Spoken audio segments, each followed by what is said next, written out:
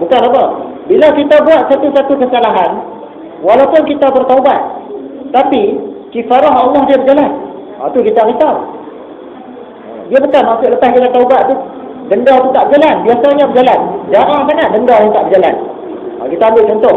Satu orang perempuan, dia telah berzina, cukup 2 bulan lepas tu dia mengandung.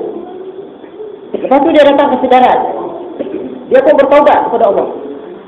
Boleh jadi Allah terima taubat dia, tapi kifarah dia tetap berjalan. Anak dalam perut dia tak hilang juga. Bukan kata lepas bertaubat tu kifarah tak jalan. Lepas bertaubat tiba-tiba anak hilang. Tak. Anak tu dia kena kandung 9 bulan, lepas tu dia kena jagalah sampai besar. Itu kifarah yang dia kena tanggung. Jadi biasanya kalau kita buat satu-satu kesalahan, kifarah dia tu tetap berjalan. Tu kita risau. Mudah-mudah dulu kita ada buat kesalahan apa-apa kan, kifarah dia tetap berjalan. Sebab tu kalau dalam internet, orang ada masalah rumah tangga, dia pun mengadu. Suami saya macam ni, isteri saya macam ni. Macam mana nak buat?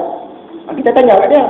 Dulu masa kahwin dulu, masa majlis kahwin dulu, ada tak lakukan perkara-perkara yang Tuhan tak bagi, yang tak selaras dengan agama? Kalau ada, bertobat. Tapi sungguh pun bertobat, biasanya kifarah tu berjalan juga. Sebab tu rumah tangga dia tak jadi aman. Sebab majlis kahwin itu pun berlangsung dalam keadaan banyak benda-benda yang bertentangan dengan syariat Islam. Dia tak cari salah orang. Orang ni kacau rumah tangga, orang ni buat ilmu, orang ni buat macam ni. Padahal kesalahan tu datang daripada majlis kahwin dia dulu lagi lah. Kifarah Allah tu berjalan.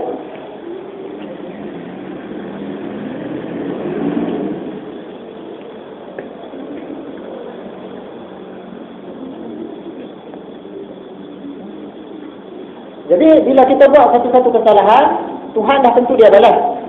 Jarang sangat Tuhan tak balas. Itu Tuhan. Kalau sama-sama manusia pun kita balas juga. Kisah pasang suami isteri. Asal ni kisah tak betul juga. Mereka ni bergaduh tak cakap.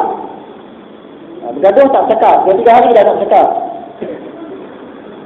Suatu hari suami dia nak kena pergi awal kerja. Sebab nak outstation pergi jauh sikit. Contoh dia pergi Greek lah, pergi jauh. Jadi dia nak pesan pada isteri dia supaya gerak dia pada pukul 4:30 pagi. Biasanya dia bangun pada pukul 5:30. Tapi disebabkan nak pergi jauh ni 4:30 pagi, dia nak suruh isteri dia gerak. Macam mana nak suruh isteri dia gerak? Sedangkan mereka tak cakap. Dan dia tak mau mula cakap dulu. Ego si suami ni tadi. Masing-masing tertahan. Aku tak mau mula cakap dulu. Yang suami kata, isteri mesti mula cakap dulu. Isteri pula kata, suami mesti mula cakap dulu. Macam mana dia nak pecat kat isteri dia? Jadi bila isteri dia tu keluar daripada bilik, dia pun tulis satu kertas. Tulis nota. Tolong gerakkan abang pada pukul 4:30 pagi esok. Dia tulis atas kertas. Bini dia keluar bilik, dia pun letak atas katil. Dia tak cakap, letak atas katil. Malam dia tidur atas sofa, dia tak tidur dengan isteri dia. Dia pun keluar, tidur atas sofa. Isteri dia pun sampai dalam bilik tu ada nota. Nota apa ni? Tolong gerakkan abang pada pukul 4:30 pagi esok. Kata, suami aku sampai tahu ni, tak mau cakap ni. Tak apa, aku balas. Dia balas juga. Macam mana cara dia balas? Esok pagi, suami dia terjaga. Jaga-jaga pagi. Isteri aku tak gerak pun ni. Saya tengok macam, 5:30. Loh, dia tak gerak aku. Kan? Suruh gerak pukul 4:30, 5:30 dia tak gerak. Tak guna kiri ni. Kan? Dia nak marah lah, elok nak marah. Dia tengok tepi dia ada pula kertas. Isteri dia balas pula kertas. Dekat kertas tu tulis apa? Abang, bangun, dah pukul 4:30. Dia balas dengan tulisan juga. Suami dia bagi dengan tulisan, dia balas dengan tulisan juga. Jadi manusia pun nak balas. Tuhan pun nak balas juga.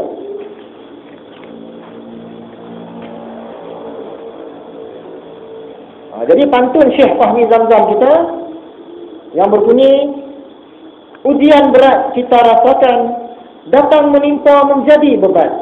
Alangkah hebat godaan syaitan untuk meruntuh istana iman.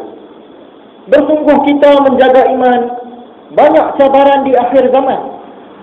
Iman ibarat api di tangan, setiap masa mahu lepaskan. Jadi kita ni nak kata bukan kita tak mau nak beramal dengan ajaran agama ni, tapi banyak sangat godaan menyebabkan kita ni duk pegang lepas. Macam bara api tadi lah. Kita tahu dah bila nak beramal dengan ajaran agama ni, dah situ datang masalah.